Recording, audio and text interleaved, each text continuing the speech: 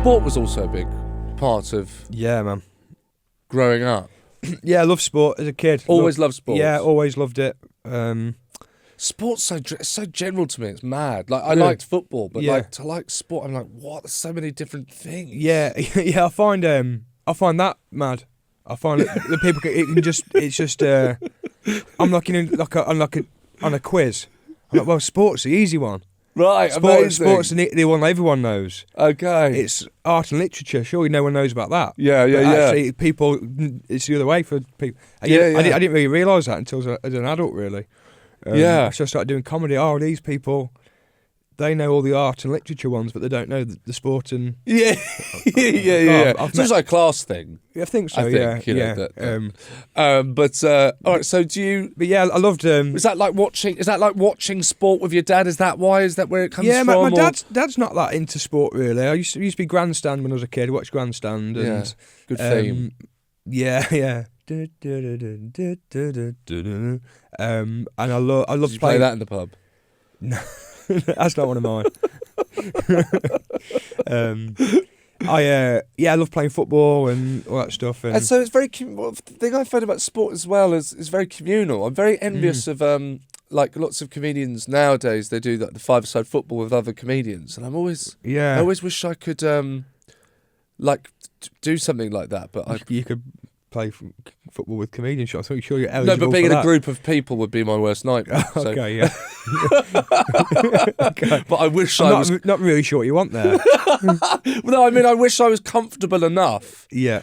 To be okay with doing something like that, but obviously I just get too anxious and go, hang on, how many people are there? 11. Oh God. Yeah. No, I can't do that. There'll be 22, wouldn't there? Yeah, Sorry. I do that.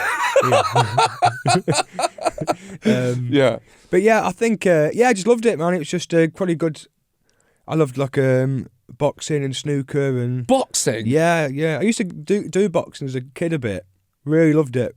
Really loved rugby. We just grew up at a good time. England won the World Cup rugby.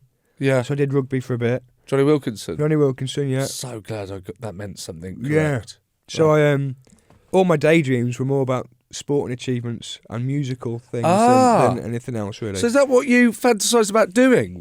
So hang on a second. Yeah. So hang on. Whoa. When I'm there with my Oscar, I do my acceptance speech for whatever the Truman Show 2. Yeah. You were imagining winning the World Cup. Yeah, but that's just as mad. But Sean, I'm imagining the action of scoring the winning goal. You're just accepting an award. But that is the. Well, okay, all right then. I would. What film have you? Ghostbusters 3. I was in Ghostbusters 3, and I joined the team. That's winning an Oscar. That's it. And that's not the film I got the Oscar for. Oh, okay. Obviously, no. I got an Emmy for that. Okay. I got an Emmy for that. But yeah, you just want to have a go at everything. Yes. I just always wanted to have a go at stuff. Okay. Yeah. And see, let's give it. I mean this. Confidence. Does the confidence come with sports? Surely. Yeah, because and you never, certainly I was never the best. You know, there's nothing to lose in a way because it's a very safe space to fail. Yeah. It's a safe space to let your friends down. Yeah. It's a safe space to make all your mistakes and to and yeah, it's good. You learn a lot from sport. What? What you just said? Yeah. Yes. Fair enough. Yeah. Sorry. Also, you get all your adrenaline spiked. Yeah. You get to feel like you're on the battlefield, but you're actually in a leisure centre. Yeah.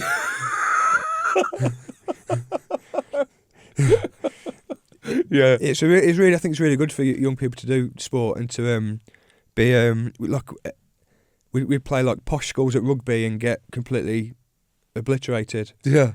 Or we'd play a rough school from Birmingham at football and feel scared but it'd be okay. And I think that's all good. Do you think that's? I think that's really helpful. You think that has given you something in life that's helped with comedy? In all seriousness. Yeah, and also the other thing in sport is you can do everything right, you can do everything perfectly and still not win. And that is a great lesson. You know. And do you ever have that conversation with yourself, maybe at a gig or something where there's been a particular gig where there's been a lot of pressure?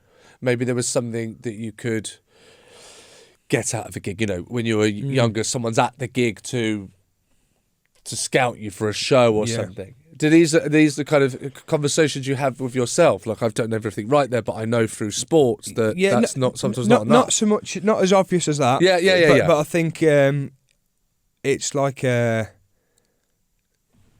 it's like a forward momentum that comes with sport.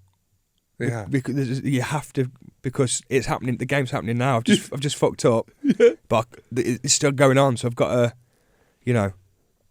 That's great. It does keep you moving forward. I get it. Yeah. That's really interesting. Yeah, that's I love that, because that's just something that I've never considered, never thought about. Really? Yeah. That's absolutely fascinating. Yeah, it's very, very helpful in terms of also you used to have nerves in your body and then it being okay, and it ends and it's okay. That is a really good. I remember being nervous for something as a kid, but thinking, but tonight I'm going to my grandma's, and she's doing like sausage mash and beans. And I'll have regardless of what happens now, that's what I'll be doing later. And I remember that occurring to me, and it'd be very, very reassuring to me. Do you use that now then? I think I do, yeah. So it's like, but there's a high pressure gig, whatever that may be. It's not so much that, Sean. It's more, I've got to go do class clown. I've got to have a hard conversation. I've got to say I don't want to do something. Oh wow! It's more for the hard thing like that rather than a gig or something like this. It'd be, I've got to tell this person something I don't really want to tell them. I'm not. But Sean, after that, I'm not doing class clown this month. I'll do it in 2026. That kind of thing. Yeah. But what with sport? It's here and it's gone, and it matters loads, and it doesn't matter anymore. And I think that's a really good lesson to have learnt. Yeah. So yeah, that's fascinating. So, we picked up from you were leaving school. You got A in history, and you got enough to go to college. So did you go to college? Yeah, I went to college. Yeah, did A levels in English, literature, psychology. Oh, hello. Media studies. Where's psychology come from? It's just like a curveball. Wasn't expecting that. It's just English again, though, isn't it? It's just more English, isn't it? History's English. English is English. Yeah. History's English. Yeah. Psychology's English. They're all English, aren't they? I've done English 3 times. I've done media studies, which is English. It's easy English. English literature. Very and easy psychology, English. which is English. Okay. I did well at all them. And was this for any purpose? Did you know, by this point in your life, did you have a sense of what you wanted to do? No, but I knew that's what I was good at. That's what came easy to me, was the reading and writing and the listening and the understanding. The comprehension stuff I was better at than the maths and the sciencey bits. So I just did that. And I think I wanted to do something in that realm, like maybe like a, I don't know what you'd have. You don't know what jobs exist, do you? But some people, I think some people do know. I didn't really know. And it's not that, it's... Because you know what you're going to go to university and do? Some people know, well, I want to study these subjects because at university I want to study that. I think I wanted to do psychology at university. Doesn't that mean that probably a bit of you wanted to be some sort of therapist? Potentially, yeah. But I didn't... you don't really know what... No. Your parents would be like, what job are you going to do with that? And I don't think that's a condescending or a not believing in your thing. I think it's not in their consciousness of they've never met anybody that's done that, and what job would they do? Yeah. So yeah, that really. So all right. And how did that go? Well, how was actually? I mean, how was the transition from school to college for you? Yeah, I was good actually. It was smaller classes. I was doing subjects. It was more self-learning. I wasn't reliant on having to read off a board. So I could just access so much more of it, and I actually quite enjoyed. I was doing things that I was interested in, right? Education. I was a bit more interested, a bit more engaged. I'm an August birthday, so it was, I couldn't get out drinking as early as my mates. Right. I could drink in the town. Yeah. I could drink in the town from about 15. We could get served and stuff. And yeah. But then, like college parties. Were you doing that then? Yeah, we'd go out. Yeah. And kind of our parents will let us really. My nan and granddad's house was actually the house party venue. Your grandparents' house? Grandparents' house, yeah. They'd go on holiday and they'd let me have parties. They would let you have parties? Yeah. Just... What? Okay. Because it's... Realistically, imagine these house parties. What are they? For somebody in my social circle, it's going to be 10 friends, all male friends I've grown up with. Yeah. We're going to go to my nan's house. Yeah. They know my nan and granddad. We're not going to break anything. We're going to watch telly. We're going to drink. We're going to maybe do some prank calls and go to bed. Somebody might get my nan's bra out of a drawer for a laugh and then feel bad about it and put it back. Yeah. That's as not far even as sniff it. No, it's as far as it's going to go. Respectful. They're going to have a little giggle and then put it back. Okay. That's all it is. Fine. Yeah. So yeah, all our kind of teenage drinking and stuff was kind of that was what it was like, really. And what about so at this point? Where's comedy in your life at this point? I think The Office was out. Enjoyed The Office. Then. Oh, yes. Into The Office, yeah. 2001. Yeah. Here we go. Okay, yeah. So I left in 2005. So The Office was around. Office Christmas special was big, wasn't it? Goat. Yeah. Just the greatest. I watch that every Christmas day. I watch that. Really? Yeah. Yeah. The two Christmas specials. It's Gavin and Stacey Christmas specials I go to now. Oh, really? Yeah, interesting. Obviously, yeah. So yeah, I was into it. And any idea, any concept? You've been to a comedy club? I wrote. I'd never been to a comedy club. I wrote a script Now we're talking. In year 12 and 13. I wrote a script about a guy that was running a community centre. What were you writing? But this is what interests me. Why were you writing a script? Media studies. No, I wanted to have a sitcom made. I think. But that's what you do. I sent it off to BBC Writers' Room.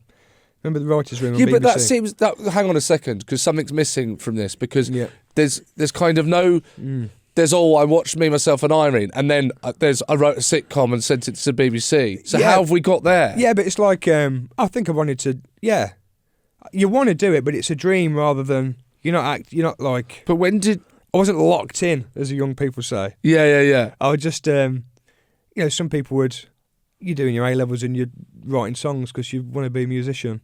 I think I was writing stuff down because I wanted to be a comedy writer, or I probably didn't see it as stand-up at that time.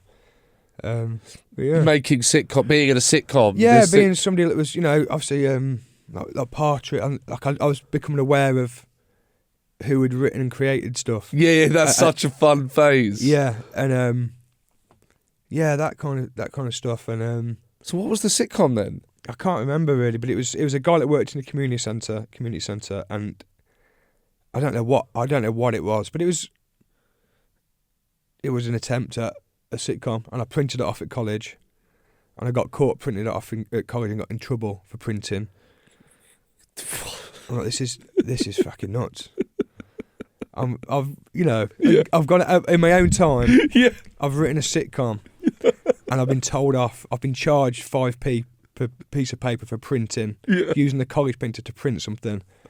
I'm like, this is fucking fucked. This is absolutely. That could have ended everything. Yeah, that could have ended everything there and then. Yeah, you wouldn't be here. And I sent it off. You send it off in the post back then to the BBC Writers' Room. It's like an open access. You could send scripts off, and I got a postcard back saying your script has been received. And then about 6 months. That's nice, isn't it? Yeah, and then about 6 months later, I got a letter to say that they're not taking it any further. But to get a letter was actually you went through a couple of stages. Yeah. And it's quite a complimentary letter in it. So then over the next couple of years, I tried a few more times. This is before I'd done any gigs or anything. I think I tried a few more times and never got the letter again. Were you doing these alone? Yeah. Right. Yeah. And also when I had like jobs I didn't enjoy, and I didn't really enjoy. I didn't know what I wanted to do ever really. So I kind of, I wanted to do that. I think, really. But you got and having this email address, this postal address I could send stuff to. Yeah. It was like a bit of, that's how you do it. I remember phoning up. I see. And then the next thing I was. How old are you, by the way? You was 17, 18, yeah. Wow. And I'd watch sitcoms, and then there'd be a thing at the card at the end, and it'd be like Avalon TV or Hat Trick, and I remember pausing it, then getting the phoning up and saying I've written a script, can I send it? And they were like, no, you can't. You need an agent, or you couldn't just send unsolicited work to a production company, as you can't now, really. I don't think.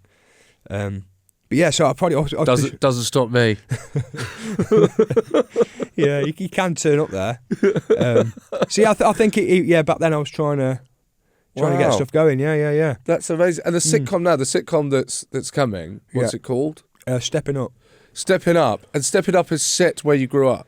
Yeah, and filmed where I grew up. So it's kind of come full circle of. It's kind of the full journey. Yeah. That they didn't want me to go to the school there because I couldn't cope, and now I've shut the town down for 6 weeks so you can film my sitcom and everybody watch this. Yeah. So I'm not. That thing I've just said that I wasn't as aware of that as I've just said. That's all right. It's a safe space, isn't it? It is. So yeah. I mean, I laughed. Yeah. I think that cushioned it. Oh yeah, it did cushion. You don't need to worry. Yeah. So where you grew up then? Because I was talking earlier. I was talking about how, this will be part one, I suppose. In part one, I was talking about, growing up, and in what way did that perhaps define you growing up there? Yeah. And then you've got a sitcom that's set there. Yeah. And does the town have a kind of character itself? Does it add a flavour to? Yeah, it does. To the sitcom. It does, but I think you have to have an awareness with this stuff, because I think everybody thinks their group of friends is mad, and everybody thinks their town is mad, and they should. But you've got to. What's actually important is you connect with people's human emotion. Yes. And it should feel like everybody's. It should just feel like every town in a way. What's being unique and specific to the area, it's what we're audience will cling on to is, I feel like that where I live, and that's something I've experienced. So as much as it is important, it's also just, you're right. What I know how characters live in this town. It's just people I've encountered. That's what informed. I can make them feel like real people because I know what jobs they would do in real life, and I know their background they'd have in real life because that's the background I've had, and it just makes it easier to write from. I'm not going to write about being in a flat share in London because I've never done that. I wouldn't know what that's like. Yes, but that's what Gervais always said, isn't it? I think it was his English teacher told him to write about what you know. Yeah, and that I could imagine what it'd be like to bring up someone else's kids who I went to school with in the town I live in. Yeah, and so I did that. Yes, and the people I worked with were very, taught me to lean into that, and it's really easier for doing that. Yes, yeah. Well, I can't wait. I can't wait to see it. Now we're at college. So you leave college and you go. The plan is to go to university and do psychology. Is that what happens? No. Oh, that's not what happened. No, I didn't go to. I went to university later as part of a course for work, but I never went to. Never did a degree or. So what happened then? I just fed up of education. I think I just. I didn't really want to do it. Because parents didn't do that. No. They would have supported me and would have been all for it. No, but it's interesting, isn't it? Well, to me, because your parents didn't do that, so it doesn't feel like it's necessarily a route that you're kind of meant to take or have to take. No, yeah. I didn't really. Yeah, a lot of my friends. My parents never mentioned university. So that was for my whole life. Yeah, I was never going to university because that's just not where I was from. So we didn't know that's what you did. Yeah, I remember at primary school, a teacher said to my mum at a parents' evening, Josh could go to university, and then coming back and being like really, really buzzing. Yeah, exactly. Yeah. I didn't get that, but I can imagine that being, if that had been the case, that would be big. Yeah.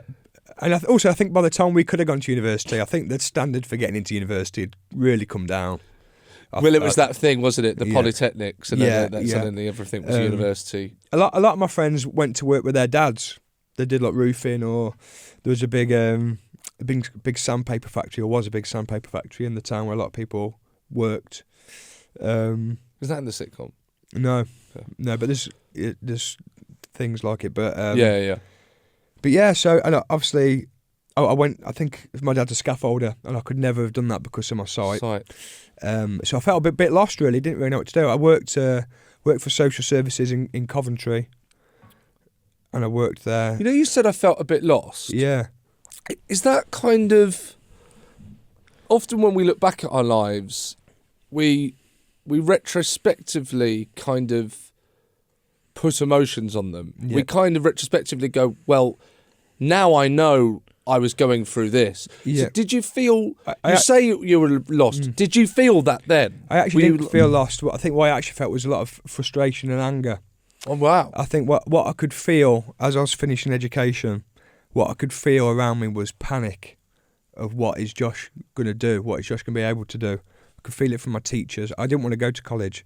I could feel it from my teachers, but like, well, you can put this off by doing more education. Yeah, yeah. And I could feel it from my mum, kind of clambering, like, what could I do? Yeah. So there's a bit of panic. I could feel a bit of panic and frustration in myself because I feel like I could do these things. And I just didn't really know. I lived in an area where, you know, you do tarmacking, or you do manual things, or, you know, you do... you know, I didn't really see many jobs around me that I could actually do and access and be good at or would fulfil me. So I got a job for the council, which felt like... The reason I got a job through the council was because I knew at the time they would employ disabled people. They had a really good track record of employing people with a disability. I wasn't relying on a guy's, you know, somebody owning a business and taking a chance on me. There was an infrastructure, and you could at least get an interview, and you could get in the door and they could meet you. Right. But there's a real panic, and the stats at that time of visually impaired people being in employment were much lower than they are now. So I felt like I was going to be left behind, is what I felt. Oh wow. So I kind of took a job, and I kind of, you know, having a job wasn't just, I'll get a job. It was, this is something I have to keep hold of for as long as possible. This was a career, but at that point. But I didn't really have the luxury of career. I had to get in somewhere, and I had to get not left behind by my mates who'd all started work. I felt a lot of shame about, a lot of embarrassment about what, you know, being out of work longer than my friends were.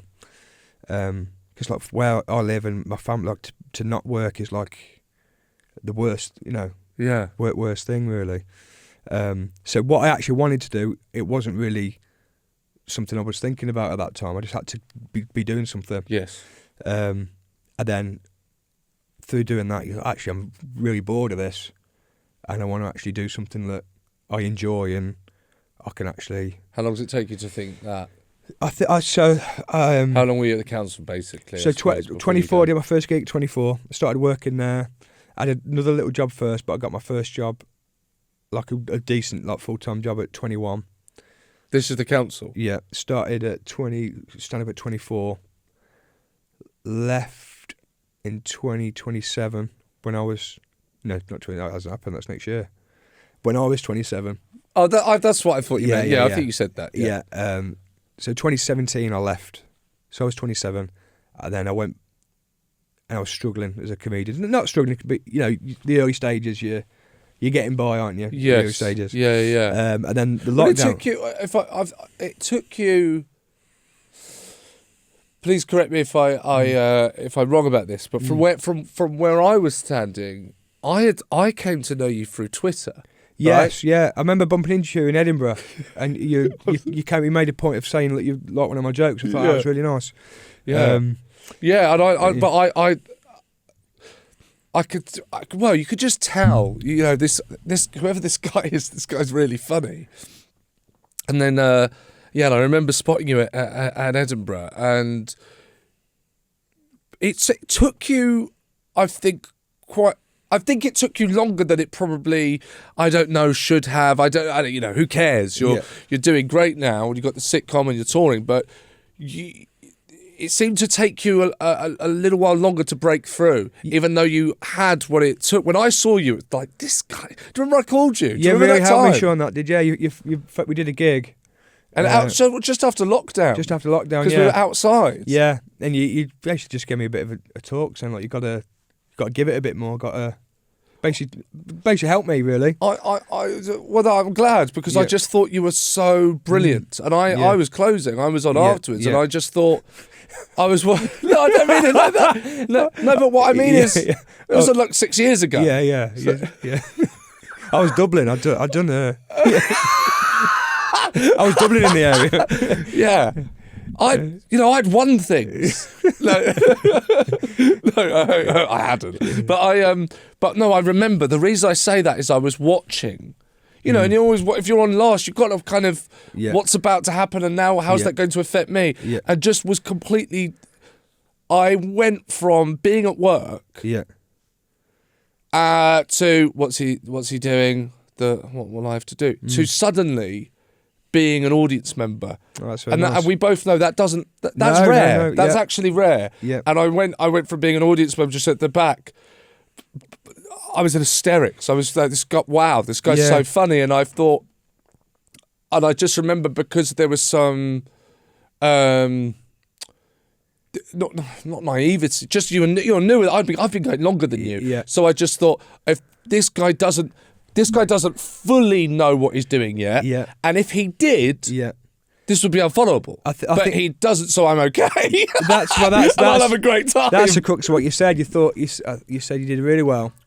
You said, but you're underselling stuff and you're fiddling with the microphone and stuff. Yeah. And I think you said, if I go on now with a bit of rhythm and a bit of confidence, I'll have a really good gig. Oh, you'll be, I thought you'd be unfollowable. Yeah, but no. So you're saying about all you had to do now was you just knew enough you could take the gig to another level now. Yes, knowing what you totally. You had the tools to smash it. Yeah. And I'm so happy because I was right. I was so happy, and it's such a big. It's weird actually because we're kind of mates off this, but don't speak much. No, and but you are one of my favourite comedians. I didn't plan on coming here and blowing smoke up yours, but you really are. I think there's sometimes just someone comes along. It's so nice when it happens after you start. You go into comedy because you're fans of people. Yeah. And suddenly being a fan of someone that's newer than you is a new sensation. It's quite a weird thing. Hang on, there are now people that are... Yeah, you need a distance, don't you, I think? Totally. Especially when you're doing something, you need a distance one way or the other to really enjoy something. Quick break to let you know we have launched a Class Clown merch store using this week's episode sponsor, Shopify. You've probably seen me wear some movie-related T-shirts. I do love a bit of merch. So I thought, why not give it a go ourselves? You can grab a Class Clown mug or T-shirt or hat by hitting the link in the episode description and check out our online store that we've launched with Shopify. Setting up the online store with Shopify has been an incredibly simple process. You know that because I've managed to work it out. If you are thinking about taking a leap yourself and starting a business, I would highly recommend you check out Shopify. You can get started straight away with your own design studio, which has hundreds of ready-to-use templates and can integrate print-to-order apps so you don't even need to buy any stock. Shopify helps you build an incredible online store that matches your brand's style. Shopify also helps spread your brand's awareness with built-in marketing and email tools to find and keep new customers. And of course, there's the iconic and instantly recognizable purple Shop Pay button that's used by millions of businesses around the world. It's why Shopify has the best converting checkout on the planet. It also helps boost conversions, meaning less carts going abandoned and more sales for you. It's time to turn those what-ifs into... with Shopify today. Sign up for your £1 per month trial today at shopify.co.uk. Go to shopify.co.uk. That's shopify.co.uk.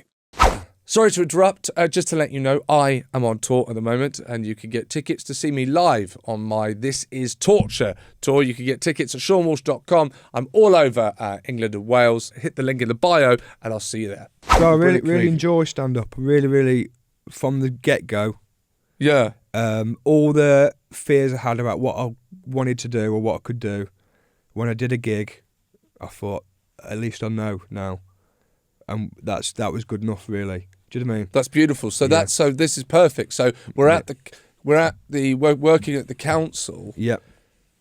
And if you're 21 at this point, your first gig is at 24. Yeah. Surely we're getting nearer to this point where concept of being a stand-up comedian is approaching. I'd written stuff. I'd written stuff at this point. You'd written stand-up. Written stand-up. Yeah, what I thought was stand-up. Because at this point, Live at the Apollo's flying. Yeah, right? Apollo's this is big. a thing. DVDs. I've got a bit. DVDs are huge. I'm an adult now, so I can buy my own DVDs and watch stuff. What are you watching? Do you remember what you're buying? I had I had a few Russell Brand DVDs. I just did, I had that. And I wish I had another name immediately coming to me. Russell Kane. First time I saw Russell Kane. You like the Russells? On something, yeah. And it was Edinburgh and Beyond was on. Do you remember this show? Is it BBC Three? I think so, yeah. Comedy Central, one of the, I do remember anyway. The birth of BBC Three was obviously a factor as well. You know, the access to all that, there's comedy on there. And so I saw like Al Murray and We Are Clang and all those guys. Yeah. Not We Are Clang, they were a band.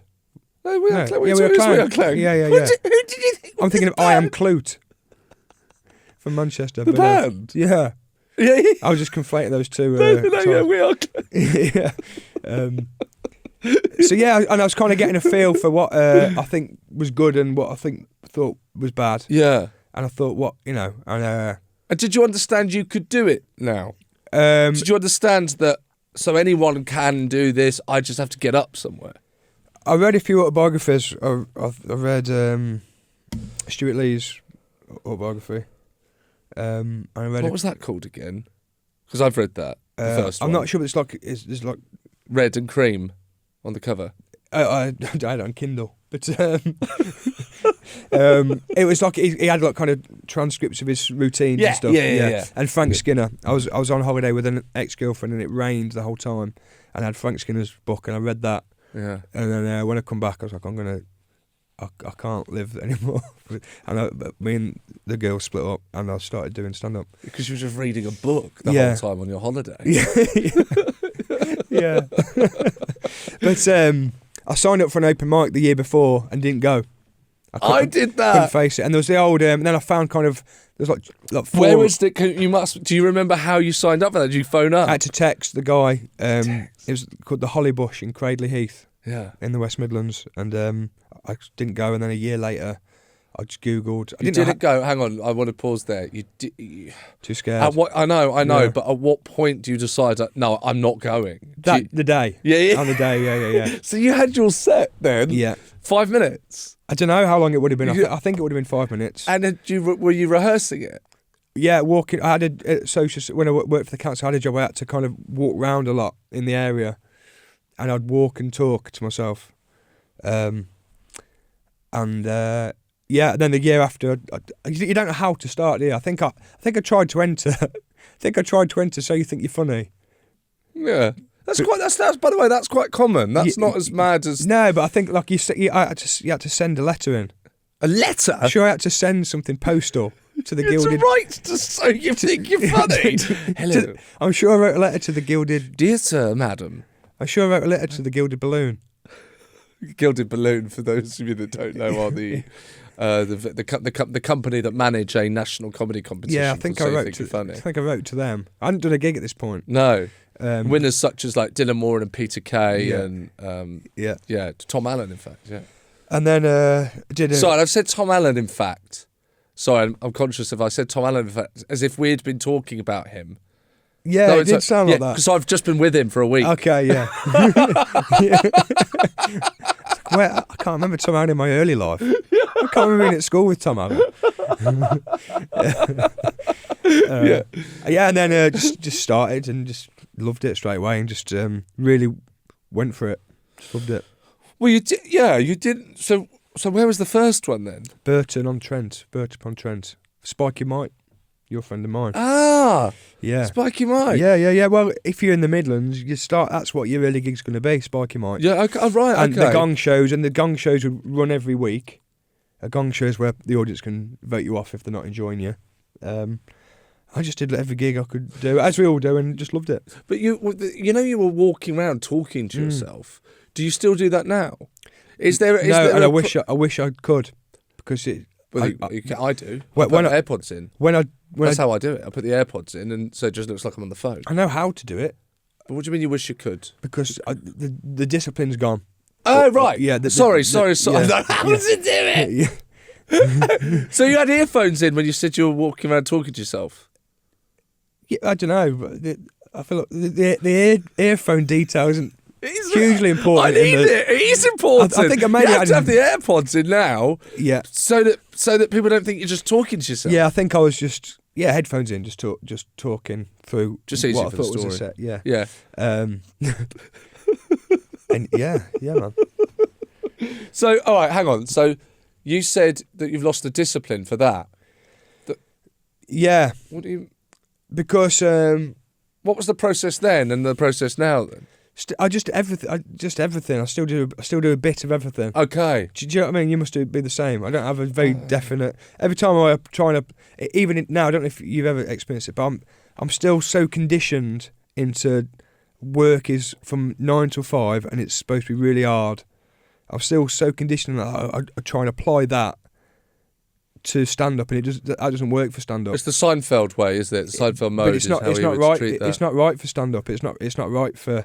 You know, you can't. I've never been like that. Yeah, but I'm so. The rest of my life since then is me trying to understand, break that condition of you go to work for long hours and it's really hard, and you don't enjoy it very much, and anything I feel that isn't that spins me out a little bit.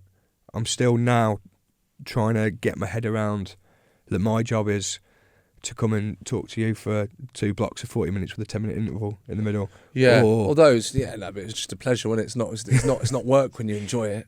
That's what I'm trying to get to, yeah. or my job is to save energy and then go and do 20 minutes at night. Yeah. I still struggle with it. Nightmare. Yeah. But yeah, man. Okay, well, I still have. You want to get to sexual awakening stuff, don't you? To be honest, I've not listened to a word you've said because I've just been thinking about the sexual awakening stuff. Yeah. What do you want to tell me? I mean, you said I'll do the pod as long as you let me talk about my sexual awakening. So it's really, yeah. The floor is yours. It's there wasn't one really. There isn't one really. Is there? It's kind of it's a gradual. Yeah. No, I know what I do want to ask you. Yeah. Which I ask everyone, as frequent listeners will know, is we have this quote: give me a child until the age of 7, and I will show you the foundations of the man. Mm. Which people get very angry. I've been quoting that's Aristotle, and people get very angry and say that's not Aristotle. Okay. Some people, who are they saying it is? I didn't bother really to remember because I don't want to say it's him, and then someone says no, it's not him, it's Aristotle. Yeah. So it's just a quote out there. Okay, yeah. On the internet. Anonymous. No one has a clue. Yeah. Absolutely. Yeah. Do you think if whoever came up with that quote, Anonymous, do you think Anonymous would see you at the age of 7 and have a hint that you would go on to do what you do today? Maybe. And what would that? Why then? It didn't feel too much like it. I suppose. No, I think I had a big change in my life during those years between 7 and 12. I think that I think I think you've got your temperament. You're born. I've got 2 boys, and they've got the temperaments already. They've got who they are. They are the fundamentally different characters already, and they're going to get the same childhood. But they're not going to be I had my temperament. Yeah. But I think what got added into that was like a bit of a chip on my shoulder and a bit of work ethic stuff that kind of zoomed everything else up. I think. Yeah. I think I was who I was at 7, roughly, maybe, in terms of sensitive guy and all that stuff. Quite emotional kid, like a bit, quite hard on myself as a kid. Give me, if you don't mind, give me an example of that. Because I didn't get. I don't think I got a sense. I got a sense of things being difficult for you. When we spoke earlier, but I didn't get a sense that that made you emotional, or you were emotional? I think I was very when I say emotional as a young boy, you're frustrated. I think I was frustrated a lot. I think my mum would say that she always tells a story about when we were in Stratford upon Avon and I tripped over a chain. There's like a bollard chain. Yeah. I tripped over one of them, and I was so frustrated with myself. Like I got the chain and was like hitting my head against it. Oh God! Right? Yeah. Okay. Yeah. And I was quite particular. One day my hat fell off, and the stranger picked it up for me. Yeah. But I wanted my mum to pick it up for me. And I was furious. I mean, I basically had to go back to the zebra crossing and replace the hat so that my mum could give it back to me before I could move on with the rest of the day. Oh, wow. So just, just boys and their mums, innit, is the other thing. Yeah. Firstborn, my mum was like 21 when she had me. She had this baby that can't see very well. And just... Do you think some of the frustration was because of that then? Yeah, definitely. Yeah, I couldn't understand it. I couldn't really understand it. I'd stopped being able to. I'd go on my bike and found suddenly being on my bike was hard, or I'd be playing football and I wasn't as good as I used to be at football. Or sorry, worsened. Not necessarily worsened, but everybody else grew. Okay. And kind of any natural aptitude I had for these things was negated by everybody else growing, and they were improving at a rate faster than me because I had this condition. And like being frustrated. Like I remember, you're just a kid. You're just so angry that you cry. I can remember having that a lot as a kid. Yeah. So and kind of really frustrated, really frustrated, and never wanting any help. Being annoyed, being offended by help. Even now. Are you like that now? Yeah, I've really worked on it though. I used to be like my father-in-law's wicked. He comes and does loads of jobs at the house, and he used to take that really personally. That he's doing that because he thinks like I can't do it. I can't. He's correct to think that. What? But I would, I'd be quite offended by it. Whereas now I'm like, this guy he gets like out of doing it. Yeah. So I'd be really I wouldn't want any help. I can do it. Leave me. I can do it. Yeah. I think because I was scared that if I showed like I couldn't do it, I'd learn as a kid that I'll get taken. Last time that I did that, I got taken off to another school, which I didn't enjoy. Yeah. So I don't need any help. I'm good. Well, has that played a role? Because you're not just a stand-up comedian now. You're based. You're an actor and you're a writer. You've kind of. We all start off as comics, then we branch off into gaining kind of different attributes. Yeah. Does that play a role in you as all of those things, as a comedian or an actor or a writer now? Yeah, I try not to. I try not to. No, I try and. I got into such a pattern of my instinct was to give a version of myself and to be. In life, sorry. Yeah, on stage. In life, really. Like I'd go for I'd go for a job, and I was taught to not tell the job that I can't see. Go to a new football team and don't tell the football team I can't see. That was kind of that's what I'd learned to do. But by the way, you'd learnt to do that through yourself. No one was saying that to you. It was you that you had thought, this is how I need to take on the world. Yeah, that's what I thought. So when I come to stand up, and it was actually a really soft, nice, lovely world with people that didn't have that. It was such a welcoming environment. I didn't need to do that, and it took me a lot of years to. In my head, I was going to a workplace and I had to not tell people about this. They can't know I can't drive because I want to do gigs all over the thing, so I've got to hold that back. Do you know? Yeah, am I making sense here? Of course, you're making so much sense. But it's not something that that anyone would, I think, presume. Yeah. So, you. But I'm much better now, and I've got a brother who's got the same condition as me, and he's 21, and he's got none of this. He's not got. I thought you had. Hang on, what? I thought you had a sister. Did I mention my brother earlier? I've got. No, he's definitely not. He's. But you know what?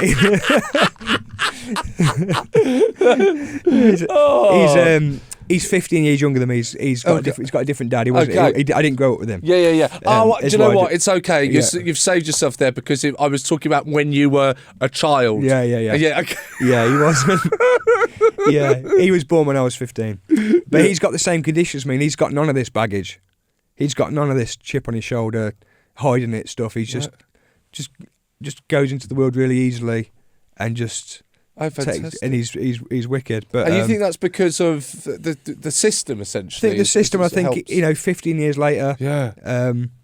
When I was all like this. I think the biggest movement we've seen is like the autism, how aware people are of autism and stuff. Well, when you said that thing about the hat and the zebra crossing, yeah, I thought I'm not sure you were put in a different school because your eyesight. You're there going, no one's warning me that all these other kids are autistic. You go, yeah, but they're warning everyone else. Like Shutter Island. DiCaprio. Oscar winner. Yeah. So, robbed. I was robbed.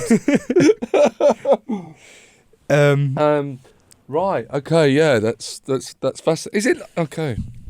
It's not like some. I've asked people before, like, if success was a form of. It's such a negative question, but if success was like a form of revenge, and some people have said yes, it was. Is that? What do you think about that? If there's frustration, is it like I need to get that, and it's like a fuck you to something? I think maybe on some level, yeah. Weird that. Like I fucking told you I could. Yeah. Yeah. Even though no one was saying no. Yeah. Well done, mate. Congratulations. Always believed in you. Fuck you. But no, not really. But I think it does. I think it does drive you on, doesn't it? And for me, it's more the fear of I didn't think I'd have anything to do, and I've got something to do, and I'm just happy to. When you worked in the office, you talked about this framework of getting used to this not being a 9-to-5 job. But you didn't work in that for the council for that long, and it had such an effect on your mindset in stand-up. You've been doing stand-up for way longer than you've been doing that. Yeah, no, yeah. I think I had 7 years there. Hang on, 7 years? Yeah. In the council? Yeah. I've really not thought that through. Oh, because you were still... Sorry, because you didn't just start comedy and quit your job. You were doing both of those things. Yeah. But it's more just like... that's... You see your mum and dad going to work, or you hear people moaning about work on Monday. Yeah. Fucking work. That's all you hear. When you grow up, it's work, back to reality. Last time I've already looked back to reality, back to work. And I thought that's how you're supposed to feel about your work. Yes. And I actually, I can't believe that that's not how I feel. And there's a lot of guilt with that. It took me a long time to work on that and think actually, you are allowed to enjoy what you do. Yes. But there's also the flip side, which is if you didn't have that real job and work in, quote unquote reality, then you wouldn't have that greater appreciation for it now. I went back to work during the pandemic. I only stopped working again in 2022. And that's bonkers to me. How good you are. That's just crazy. Sometimes I crave having a job again. Yeah. And what I always found hard about having the full-time job before I did stand-up was it wasn't having a job, it was knowing what I really wanted. Once I know I wanted to be a stand-up, having a job wasn't a problem ever again, because that was the answer. That's what I wanted. Gotcha. So that was all. It wasn't. I didn't have the helplessness of what is out there for me. That was fixed. So having a job wasn't the problem. Do you know what I mean? Yes. It's having what you want in it. Brilliant. That's a perfect ending, I think. Thank you so much. Thank you, mates. There's not another 40 minutes after this, is this? We do have to do Patreon. Oh, genuinely. I told you before. The break, because I didn't want to just drop it on you. You did, yeah. It's the Patreon's really quick. Yeah. But worth it if you're listening. If you're listening, more Pugh. You've not had enough Pugh. We put as much effort into it, but it's just a shorter. It's just a bit shorter, but maybe more insightful. This is where you're going to give us your sexual awakening, isn't it? Okay, so if you want to hear Josh's or watch Josh's sexual awakening, will be on patreon.com. So that's your lot. There we have it, Josh Pugh, one of my favourites. I know you enjoyed that. It was fantastic. And don't forget, we have some exclusive content with Josh on patreon.com/classclown. So hit the link in the bio on your phones now or your iPad, and you can check that out straight away. Don't forget, I'm also on tour. Go to SeannWalsh.com. And I'm all over the UK, so you can come and see me as well. That'd be lovely. That's all from me. I'll see you next week. I've been Seann Walsh. Cheers. Bye.